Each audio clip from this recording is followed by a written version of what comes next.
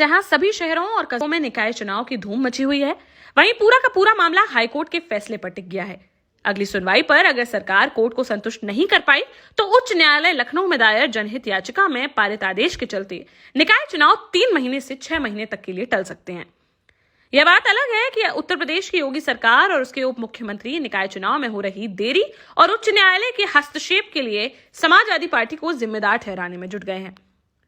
इस मामले की सच्चाई क्या है, सरकार किस तरह से चुनाव की प्रक्रिया चला रही थी और हाई कोर्ट में किस विषय को लेकर जनहित याचिका दाखिल हुई है, हाई कोर्ट ने सरकार को झटका देते हुए चुनाव पर रोक क्यों लगाई है और अगली सुनवाई पर सरकार किस प्रकार का आदेश पारित कर सकती है, चुनाव होंगे या टलेंगे, अगर चुनाव टलते हैं तो इसमें गलती किसकी है, सरकार की या फिर साजिशन किसी विरोधी दल की। इन कई सवालों के जवाब हमारी इस खबर में आपको मिलेंगे। दर्शकों, प्रदेश में पिछली बार निकाय चुनाव वर्ष 2017 के नवंबर माह में हुए थे। दिसंबर माह में निकायों के नवनिर्वाचित बोर्डों की पहली बैठक भी हो गई थी, जिसके दिनांक से 5 वर्ष के कार्यकाल की गिनती शुरू हुई थी। इस हिसाब से सरकार को चुनाव हर हाल में नवंबर माह से प्रारंभ करके दिसंबर माह तक पूरे करा लेना चाहिए थे, जिसके बाद नवनिर्वाचित नए अध्यक्षों को चार्ज सौंप दिया जाता। लेकिन मतदाता सूचियों के पुनरीक्षण और आरक्षण की प्रक्रिया में देरी के चलते योगी सरकार विलंब से चुनाव प्रक्रिया शुरू कर पाई थी। 18 नवंबर को मतदाता सूचियों के पुनरीक्षण का काम पूरा होने के बाद सरकार ने 5 दिसंबर को आरक्षण भी आपत्तियां मंगाने हेतु सार्वजनिक कर दिया था, जिस पर 1 सप्ताह के अंदर जनसामान्य को आपत्तियां दाखिल करनी थी, जिसके निस्तारण के साथ ही चुनाव का कार्यक्रम सरकार घोषित करने वाली थी। ऐसी उम्मीद की जा रही थी कि 14 से 15 दिसंबर तक चुनाव कार्यक्रम घोषित कर दिया जाएगा। इसी बीच उच्च न्यायालय की लखनऊ खंडपीठ में लखनऊ के वैभव पांडे और सूर्यकांत यादव सहित कई लोगों ने जनहित याचिकाएं दायर कर दी थी, जिनमें सरकार द्वारा कराए जा रहे निकाय चुनाव में सुप्रीम कोर्ट के आदेशों का उल्लंघन करने और रैपिड सर्वे की प्रक्रिया अपनाए बिना नियम विरुद्ध तरीके से पिछड़ी जातियों को आरक्षण देने के सरकार के फैसले को चुनौती दी गई थी।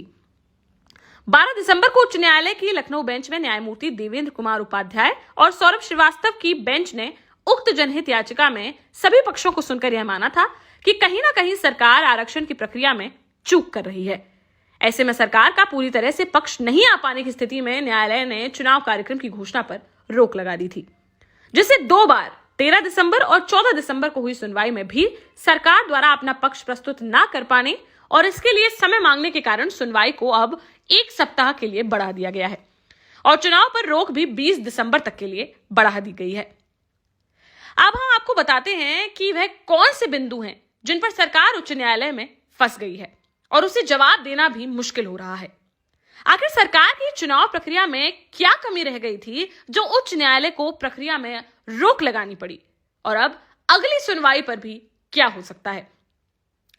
दरअसल मामला यह है कि 4 मई 2022 को सुप्रीम कोर्ट में हुई सुरेश महाजन बनाम मध्य प्रदेश राज्य और विकास कृष्णराव गवली बनाम महाराष्ट्र राज्य की सुनवाई में सुप्रीम कोर्ट ने पिछड़ी जातियों के आरक्षण को लेकर यह स्पष्ट किया था कि ग्राउंड स्तर पर पिछड़ी जातियों की जनसंख्या और उनके सामाजिक, राजनीतिक और शैक्षणिक स्तर का रैपिड सर्वे कराने और ट्रिपल टेस्ट की प्रक्रिया अपनाए बिना अन्य पिछड़ा वर्ग को आरक्षण नहीं दिया जा सकता।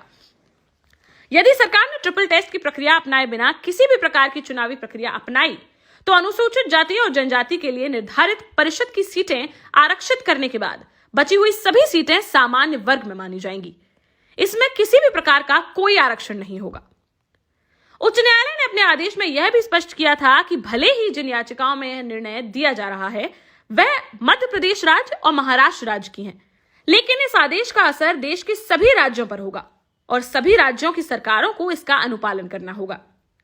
उच्च न्यायालय में जनहित याचिका दाखिल करने वाले वैभव पांडे के अधिवक्ता शरद पाठक और सूर्यकांत यादव के अधिवक्ता राघवेंद्र प्रताप सिंह ने भी यही कहा है कि सरकार ने सुप्रीम कोर्ट के निर्देशों के बावजूद ओबीसी आरक्षण के लिए ट्रिपल टेस्ट की प्रक्रिया को नहीं अपनाया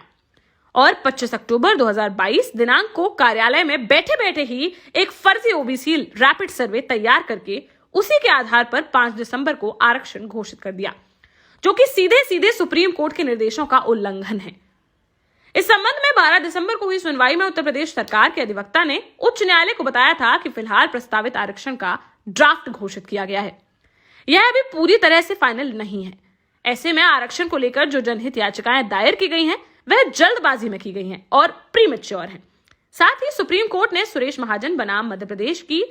और विकास कृष्णराव गवाली बनाम महाराष्ट्र राज्य मामलों में जो आदेश पारित किए हैं, उन आदेशों का उत्तर प्रदेश की नगर निकाय चुनाव से कोई लेना देना नहीं है। यह जनहित याचिकाएं उत्तर प्रदेश के निकाय चुनाव को विलंबित करने के उद्देश्य से दायर की गई हैं। यदि इन याचिकाओं के माध्यम से चुनाव प्रक्रिया रोकी गई तो प्रदेश में समय से निकाय चुनाव कराना मुश्किल हो जाएगा, जिससे प्रदेश की निकायों में अव्यवस्था की स्थिति उत्पन्न होगी।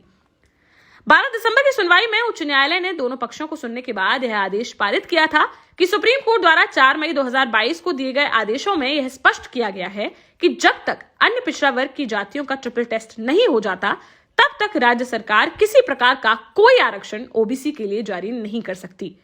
और ऐसे में जो भी चुनाव प्रक्रिया होगी उसमें अनुसूचित जाति और जनजाति के अलावा सभी सीटें सामान्य वर्ग के लिए मानी जाएंगी।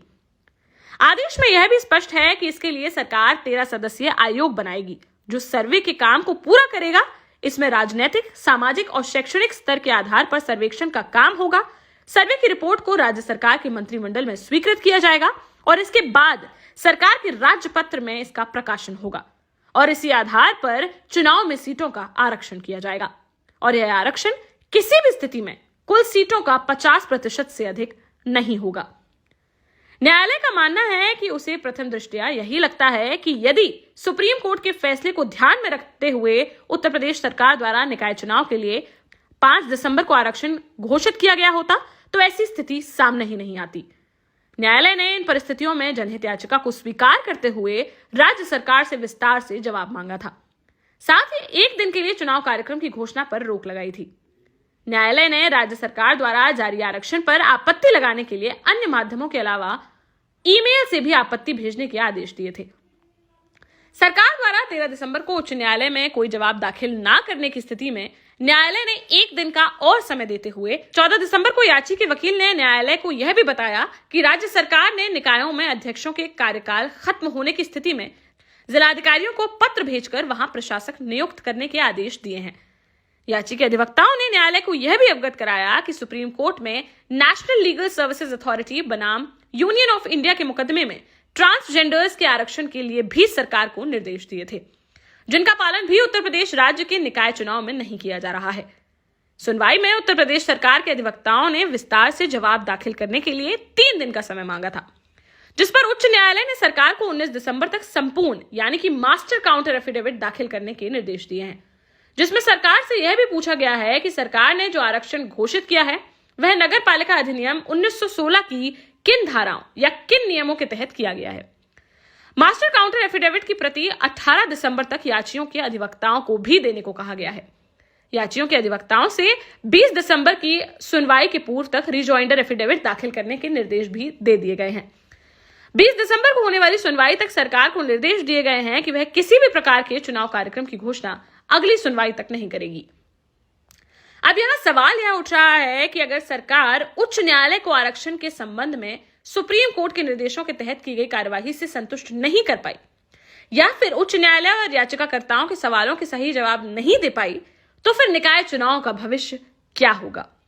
यदि सरकार ने न्यायालय को संतुष्ट कर दिया तब तो निकाय चुनाव पर गहरा रहे संकट के बादल छट जाएंगे और अगले सप्ताह ही चुनाव कार्यक्रम की घोषणा हो जाएगी। लेकिन यदि सरकार न्यायालय को संतुष्ट नहीं कर पाई और न्यायालय ने सुप्रीम कोर्ट के आदेशों के तहत पिछड़ी जातियों के लिए रैपिड सर्वे के लिए आयोग गठित करने और राज्य पत्र में सर्वे का परिणाम प्रकाशित करने के आदेश जारी कर दिए, तो फिर इस प्रक्रिया को पूरा करने के लिए कम से कम 3 महीने से 6 महीने का समय लगेगा, जिसके चलते चुनाव का टलना लगभग तय हो जाएगा। उधर सरकार और न्यायालय के बीच चल रही कानूनी लड़ाई में उत्तर प्रदेश के उप मुख्यमंत्री केशव प्रसाद मौर्य भी कूद गए हैं। उन्होंने निकाय चुनाव में आ रही अड़चनों के लिए सीधे तौर पर समाजवादी पार्टी और उनके मुखिया अखिलेश यादव को कटघरे में खड़ा कर दिया है। उनका आरोप है कि जहां सरकार समय से निकाय चुनाव कराकर अपनी संवैधानिक जिम्मेदारियां पूरी करना चाहती है, वहीं समाजवादी पार्टी और उसके नेता पिछड़े वर्गों, अगड़ों और अनुसूचित जातियों सहित महिलाओं को नुकसान पहुंचाने के लिए लगातार साजिश रच रहे हैं और उन्हीं के इशारे पर न्यायालय में इस प्रकार की याचिकाएं दाखिल करके चुनाव को रोकने की कोशिश की जा रही है। उप मुख्यमंत्री केशव प्रसाद मौर्य के इस प्रकार के बयान के बाद समाजवादी पार्टी अब किस तरह से इस मामले में कूदती है, यह देखना अब समय की बात होगी।